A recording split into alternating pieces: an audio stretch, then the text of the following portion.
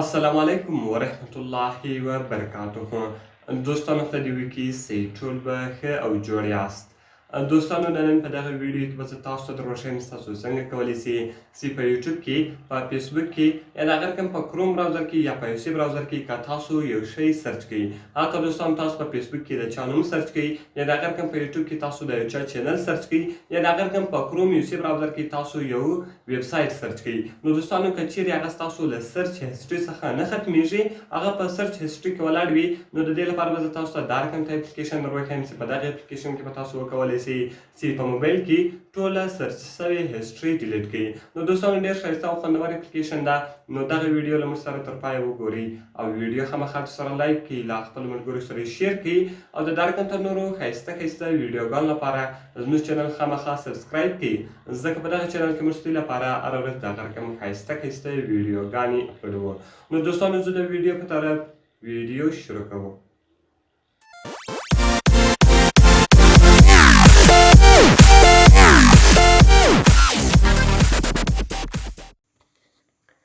نو دوستانو د دې لپاره باید تر ټولو مخکې تاسو په خپل موبایل کې یو اپلیکیشن ډاونلوډ کړئ. د دغه اپلیکیشن لینک ما تاسو ته د ویډیو په ډسکرپشن کې درکړی ده.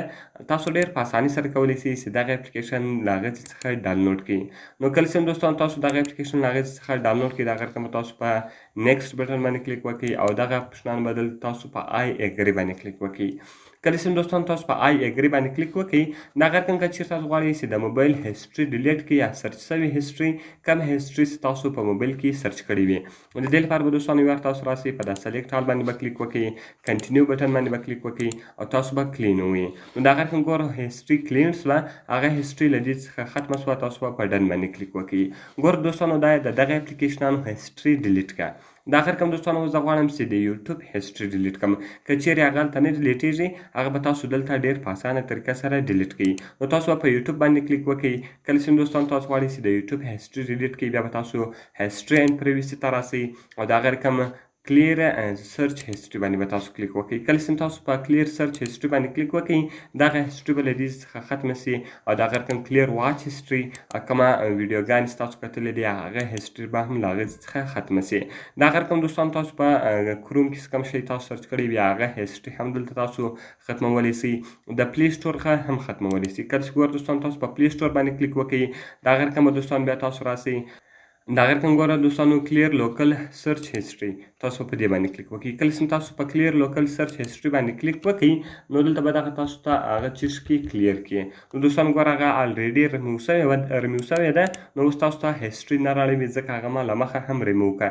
نو دوستانو په دغه طریقه سره تاسو کولی سئ کله چې تاسو په یو اپلیکیشن کې تاسو یو شی سرچ کړئ او تاسو غواړئ چې د هغه هسټري یعنې ختمه کړئ، چې بیا دې یو څوک هم نشي کتلی چې تاسو د موبایل هسټري چیک کړئ. نو په دغه اپلیکیشن کې تاسو ډېر په اسانه طریقه سره هسټري ختمولی سئ. نو دوستانو که مې ویډیو خوښه شوې، ویډیو خامخا سره لایک کړئ، له خپل ملګرو سره یې شیر کړئ او د دا رقم ته نورو ښایسته ښایسته ویډیوګانو لپاره زموږ چینل خامخا سبسکرایب کړئ، ځکه په دغه چینل کې موږ ستاسو لپاره هره ورځ د هغه رقم ښایسته ښایسته ویډیوګانې اپلوډوو. نو دوستانو په دعاګانو کې مې یاد ساتئ. میلاوي خپل نورو ښایسته ښایسته ویډیوګانو کې. د خدای په امان.